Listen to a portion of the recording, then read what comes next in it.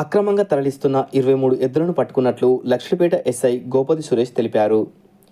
SI తెలిపిన వివరాల ప్రకారం లక్షడిపేట మున్సిపాలిటీ పరిధిలోని ఇటిక్యాల వద్ద ఆదివారం ఉదయం 5:30 గంటలకు పోలీసులు పెట్రోల్ విధులు నిర్వహిస్తుండగా 3 బొలెరో వాహనాలలో 23 ఎద్దులను ఓవర్లోడ్గా అతి క్రూరంగా బాధిస్తూ మంచిర్యాల మీదుగా చిలువ కోడలకు తరలిస్తున్న SK Ghouse, SK Irfan, SK Ayub అనే 3 వ్యక్తులను పట్టుకున్నట్లు తెలిపారు. అట్టి వ్యక్తుల వద్ద వెటర్నరీ డాక్టర్ సర్టిఫికేట్ లేకుండా తరలిస్తున్నారని అన్నారు. దీనిపై కేసు నమోదు చేసి దర్యాప్తు చేయడం జరుగుతుందని అన్నారు. పట్టుకున్న గోవులను సంరక్షణార్థం చెన్నూరు గోశాలకు తరలించడం జరిగిందని తెలిపారు.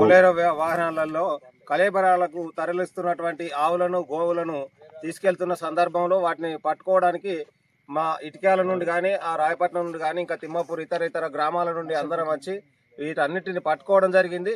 మరి దౌర్జన్యం, అన్యాయము ఇంత ఘోరంగా పశు సంపదను విచ్ఛిన్నం చేసి చంపడానికి, కళేబరాలకు తరలించడానికి ప్రయత్నిస్తున్న వారిపై చట్టపరమైనటువంటి చర్యలు తీసుకోవాలి.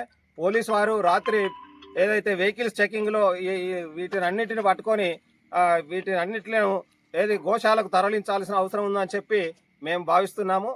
అంతేకాకుండా ప్రతిరోజు ప్రతి నిత్యము రాత్రి 2 గంటల నుండి 4 గంటల వరకు వెళ్తున్నట్లుగా కూడా మాకు సమాచారం ఉంది. కాబట్టి ఈ సమాచారం ఏదైతుందో మాకు వచ్చిన ఇన్ఫర్మేషన్ ప్రకారం 3 వాహనాలను 3 బొలెరోలు పట్టుకున్నాం. ఇంకొక బొలెరో మేము చూస్తుండగానే తప్పించుకొని పరారైపోయింది. కాబట్టి వీటిపై తగు చర్య తీసుకొని బండ్లను అన్నిట్లను సీజ్ చేయాల్సిందిగా కోరుతున్నాం.